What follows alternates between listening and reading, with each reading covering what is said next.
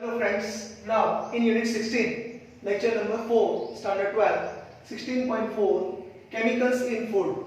Now see, this topic is very interesting because you know that food contains certain colors. Just if you eat your ice cream at that time, there is also color is also present, which is a food, we can say that sweeteners is also there. Okay, so those chemicals we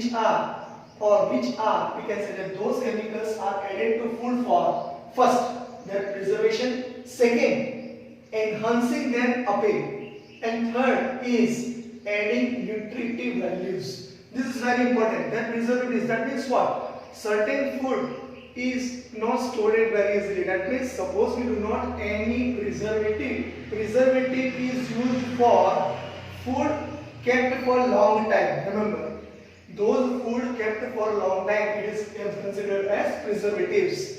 This enhancing their appeal, that means they are required in more proportions, and adding nutritive values, that means those are very useful in terms of nutrients, in terms of healthy body. Okay, this type of food, whatever the chemicals are added to food, they are considered as chemicals in a food. Okay, so this is a very easy. But here, main categories of food additives are total 7. Remember, just I draw one figure type structure. Here, first is food colors. They contain certain food colors. Okay. Second is flavors and sweeteners. Flavors and sweeteners. You know this one. Suppose you take chocolates at that time. Guava type is there, banana type is there, mango type is there. Okay, and flavors and sweeteners means you have to add certain sweetener agent that you have to learn later on. But don't bother. Here sweeteners is also there. Erythritol is there, sucralose is there. Okay, saccharin is there. This is considered as sweeteners. So this sweeteners is added. Okay, for we can say that it becomes sweet, more sweet. Okay, so it's very important. Third is fat emulsifiers and stabilizing agent. Fat emulsifying, this is very important. Emulsifier is there. Whatever the compound or say whatever the food material which is prepared from milk, they are concerned with fat emulsifiers. Okay, or different types of, we can say that paneer and cheese. These also contain certain, we can say, emulsifier. And stabilizing agent means what? Suppose you take any liquid form or containing any material in terms of liquid, stabilizing agent is there. That is converted in terms of solids. In terms of we eat, we swallow easily or say eat very easily. Okay, so this is very important. Chewing gum is also there. Just as stabilizing agent. So sorbic acid is used. Okay, so this all type of we can say emulsifiers and stabilizing agent. Fourth is flavor improvers, anti-staling agents and bleaches. That means what? Flavor improves. This type of flavor improves. Anti-staling. Staling, that means we can say that stale. Whatever the food, it becomes stale. It is a, we can say that not useful or say not edible. So this is considered as stale. If we prepare this food early in the morning and then at night it becomes stale. So it's very easy. So anti-staling agents and bleaches. Bleaches means what? Whatever the color is there, it's removed. Okay, the bleach is the action. Fifth one is antioxidants. This is very important that you have to learn later on. And sixth one is preservatives. That one also we will learn later on. But seventh one is very important. Nutritional supplements such as minerals, vitamins and amino acids. Minerals, you know this one. Many minerals are there. Mineral water, you know this one. So minerals, vitamins, or say vitamins and amino acids. So vitamin is a, we can say that you already learned in a biomolecules, and amino acids also you learn in a biomolecules. So these are main, we can say that chemicals are main categories of food additives. So once again we repeat. First is food colors, second flavors and sweeteners, third fat emulsifiers and stabilizing agent, fourth flavor improvers and anti-staling and bleaches, fifth is antioxidants, sixth is preservatives, and seventh is nutritional supplements such as minerals, vitamins and amino acids. Okay, this, but here main thing is very important. First to sixth, this number or say first to sixth, those are chemicals or say categories of food additives are not give any nutritive values. So remember, except for chemicals of category 7, none of the above additives have nutritive value. Okay, so nutritive value is only obtained from 7th one only. These are added either to increase the shelf life of stored food or cosmetic purpose.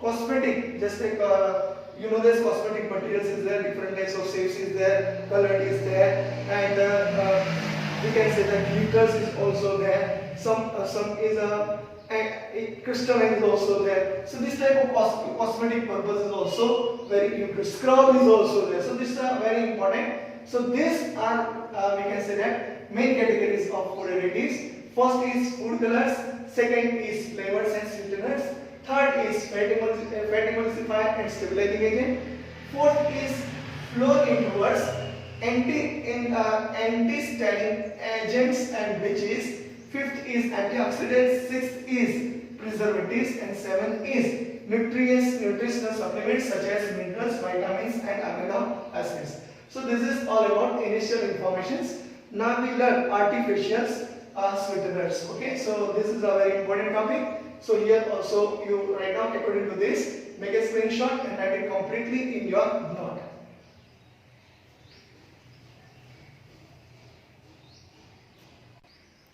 Okay, now continue here. Here certain natural sweeteners, that is sweeteners, as for example, sucrose add to calorie intake, and therefore many people prefer to use we can say that artificial sweeteners, orthosulfobenzimide. This is the name, and also called saccharin. Remember, is the first popular artificial sweetening agent.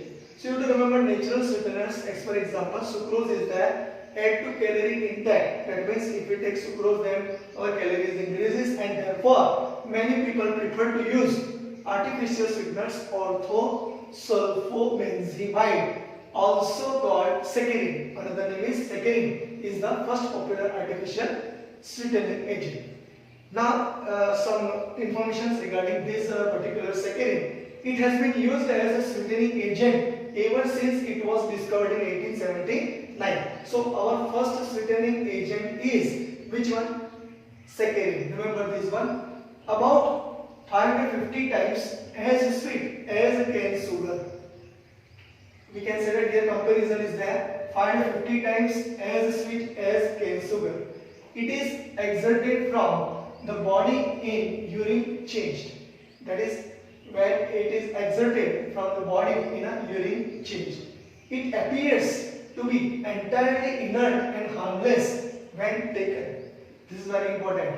So here it appears to be entirely. If we take it, then it's inert and harmless if we take it. Its use is of great value. Its use is of great value for diabetic patients. You know these one diabetic persons are there. So diabetic persons and people who need to control intake of calorie. Maybe you know that a certain diabetic person is there. Instead of sugar, we have to take this type of saccharin tablet. So this tablet if we add, so diabetic patient easily just take their tea or coffee. Okay. So here instead of sugar, it's very important to take this saccharin in terms of diabetic we can say persons and people who need to control intake of calorie. So here certain different types of artificial sweeteners are given in your tabular form. So first is which one? Aspartame is there, which is 100 times sweetening as compared to cane sugar. So here instead of 550 times, you write 100 times as sweet as cane sugar. Second is saccharin, 550 times as sweet as cane sugar. Third is sucralose, which is a one type of, remember it is a one type of carbohydrates in terms of sucrose. Okay, it is a carbohydrates and it's a 600 times as sweet as cane sugar. and another is fourth one is Alitem. And Alitem is just you see value 2000 times. So about 2000 times as sweet as we can say that Alitem. Now we discuss regarding aspartame, Alitem and sucralose in a we can say that particular in a particular uses. Okay. So first of all you write down these sentences which is very important for artificial sweetening agents. Once again we repeat this. Natural sweeteners, for example, saccharin is used. Sucrose add to calorie intake and therefore many people prefer to use artificial sweeteners. Remember orthosulfobenzimide structure is given, but at ortho position and sulfobenzimide is there. So according to that you have to remember orthosulfobenzimide.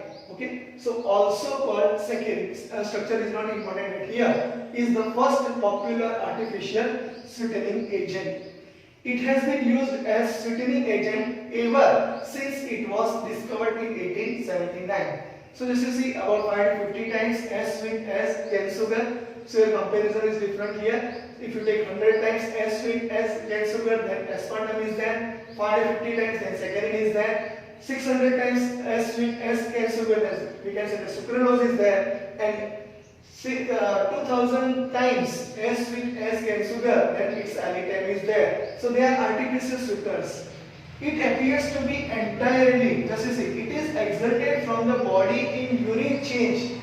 Remember, in body urine change, that means certain effect on uric acids or different types of, we can say that material which is we can say that in a urine. Okay, so it appears to be entirely inert and harmless when taken.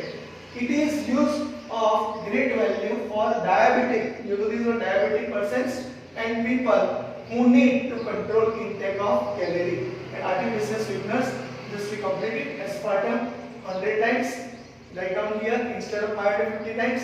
Saccharin 550 times, same way. Sucralose 600 times as sweet as cane sugar, and 2000 times Alitem. Alitem that is about 2000 times as sweet as cane sugar, it is Alitem. So here, if any artificial sweetening agent is there, which one is a more sweeteners? So here Alitem is there. But which carbohydrates contain artificial sweetening agent is a more, we can say that sweet. So it is nothing but sucralose. You remember this one, do not forget to write it. Sucralose is a correct answer. So here certain artificial sweeteners are there. We discuss this, and particular in this lecture saccharin is there. Just you make a screenshot of this and write it completely.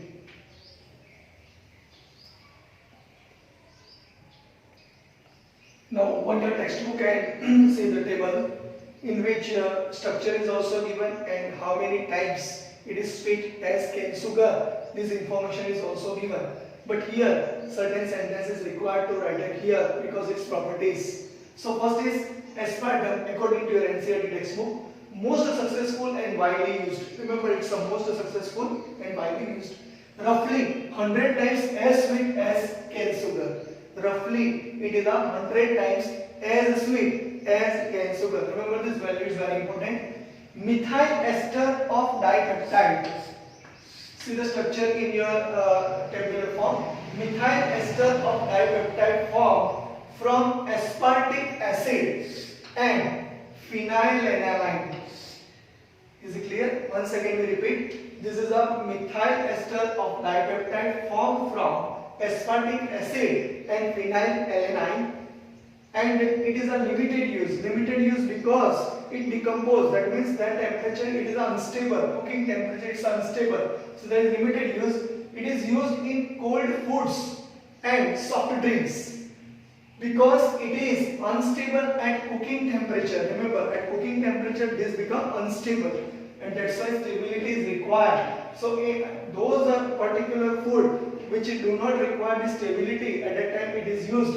Cold foods, that means in ice creams and different types of cold we can say materials, and foods and soft drinks. Okay, soft drinks, you know, this one, Thumbs Up, Coca-Cola, many things are there. because it is unstable at cooking temperature. So this is all about aspartame. Once again we repeat, you clear it in your mind, it's a very easy. Aspartame, most successful and widely used, roughly 100 times as sweet as cane sugar.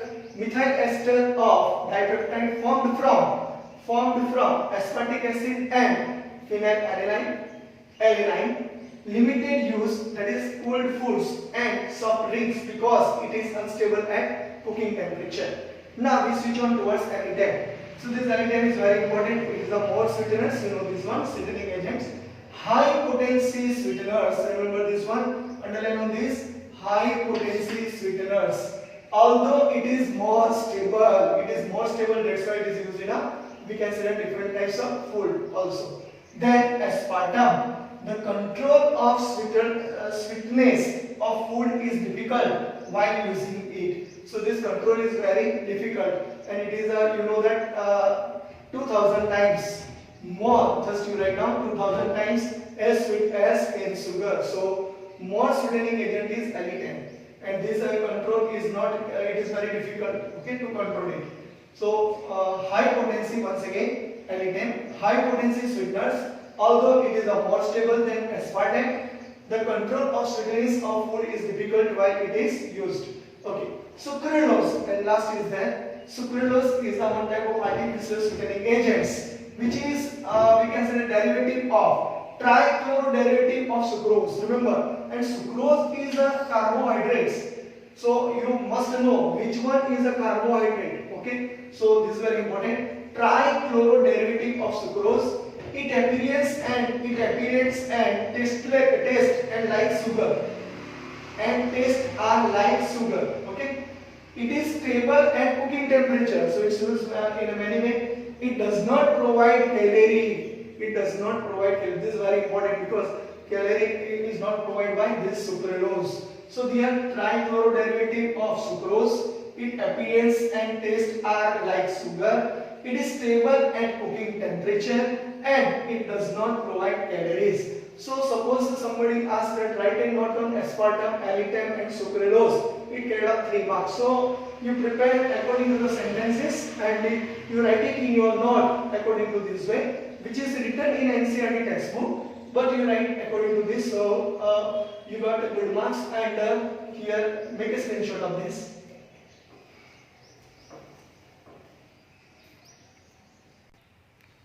Now here next topic is 16.4.2 food preservatives. This is very important. We have to keep food for a long time. So which particular chemicals are used at here? So here prevent spoilage of food due to microbial growth. Remember this one, microbial growth is there to prevent the spoilage of food due to microbial growth. Fungi is also present after some times.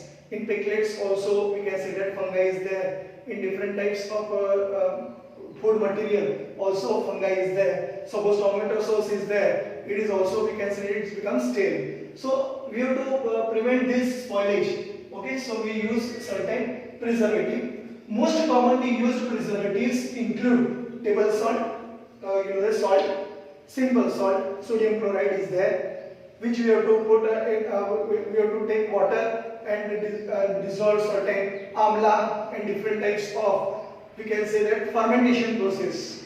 Okay, this process is there. So table salt, sugar, vegetable oils and sodium benzoate. Remember this one. Sugar is also there because suppose we prepare certain things in terms of, we can say that water and sugar is there, and that is a mixture, and that is nothing but chasni. Okay, you know this one. So vegetable oils and sodium benzoate. So this sodium benzoate formula is C6H5COO. This is known as sodium, this is benzene, and ester is there. So it is known as sodium benzoate. Thus this sodium benzoate is used in limited quantities and it is metabolized in the body. It is a very important to, we say, construct certain metabolic, we can say that, in our body. So this is the sodium benzoate is there, limited quantities. Salts of sorbic acid, remember this one, salt of sorbic acid and propanoic acid are also used as a preservative. So in MCQ many questions asked from this. So here, prevent spoilage of food due to microbial growth. suppose a certain sentence is written in terms of TTFT at that time. Suppose we write this sentence due to, we can say that microbial growth is correct sentence, another sentence is wrong. So here you have to put 3 marks. So this type of question is there. That's why in NCERT textbook all the sentences are required to learn. Most commonly used preservatives include table salt, then sugar, vegetable oils, and sodium benzoate. This sodium benzoate is used in limited quantities and it's metabolized in the body. Salts of sorbic acid and propionic acid are also used as in preservatives. So that is all about 16.4.2 food preservatives, which is given according to your NCERT textbook. Make a note of this, write it completely.